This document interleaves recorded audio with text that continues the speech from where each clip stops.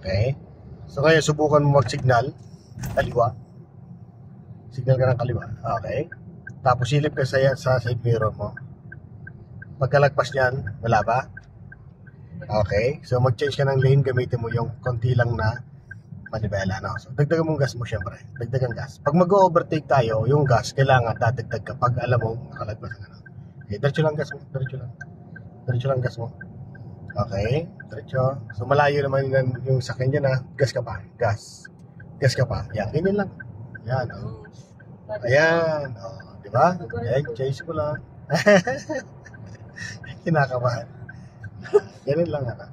So easy lang. No. I-relax mo lang yung kamay mo. Yan. Relax ka lang. Saka yung ano mo. Inhale ka lang. So inhale mo lang. Inhale. Yung parang di ka nakasinahin nga ano. So, ano mo lang, relax mo lang. Kasi, pag ganyan yung posisyon parang di ka nahinga, lalo siyang mahirap. Lalo mo siyang di makukuha. So, kailangan, yung katawan mo, ibagsak mo lang. Ha? Easy lang. Relax lang ha. Kasi, napansin parang matigas. Naninigas, ano. So, lalo kang mahihirapan sa pagmamaneho. Okay? So, slow down ngayon. Ayan, tanggal ang gas. Dahil posisyon ka lang sa brake. Ayan. Ayan. So, apa ka ng konting break lang. Para hindi mo lang abutan masyado itong rasonan. Okay. So, yan. Relax mo lang yung ano mo, sarili mo lang. Yan. Ganun lang. Yung focus mo talaga, dapat dito lang sa kalsada na to. Dito sa lane mo, saka sa sinusundan mo. At yung mga itong katabi mo, na kung papasok bigla sila sa kalsada mo, no? Yung sa dadaanan mo. So, babantayan mo niya, tinan mo yung gulong niya sa harapan.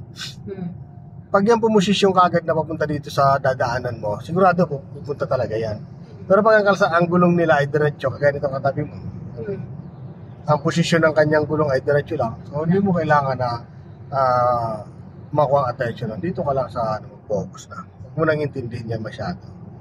Ito, possible. O yan, papasok talaga yan. Na kailangan naka-diretso lang sa sakyan mo, saka yung nasa unahan mo, kung aabutan mo, tapos yung kung may biglang papasok. So, yun ang babantayan mo lang. Yung nasa likuran mo, tagiliran mo, kubayaan mo sila, may gagawin din nila yung part nila. Ano? Kasi kung yung attention mo nandun, na baka, na sumabit sa'yo, so marami kang iniisip, anxiety na yon. So hindi naman mangyayari yon. Hindi yun mangyayari. Ganun, ano? Walang loko-lokong driver na banggain ka basta-basta dyan. Ano? Unless kung nakakatulog yan, possible. No?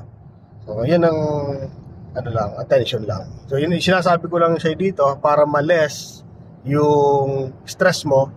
Dito lang, focus ka lang sa harapan. Tama mo? Nandiyan lang ikaw.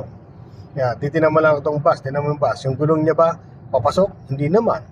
Itong orange, hindi naman. Itong puti, tinan mo, papasok ba? Possible, kasi yung gulong niya, tinan mo, pumasok. Yun ang bantayan mo. So mag-a-adjust ka niyan. Siyempre, babawasan mo yung takbo mo. Tanggalin mo kagad ang gas mo. Ilagay mo kagad sa brake mo, i-position mo na kagad. Na, ganun lang, ganun binabantayan natin yung sa harapan. Yun, yung bus, pumasok na. Kaya pumasok siya kasi malayo ka naman eh. Alam niyang gagawin niya. Nakita niya, malayo ka. Siyempre, papasok talaga yun. No? So, yun ang ano niyan, ma'am. Yan ang bantayan mo lang.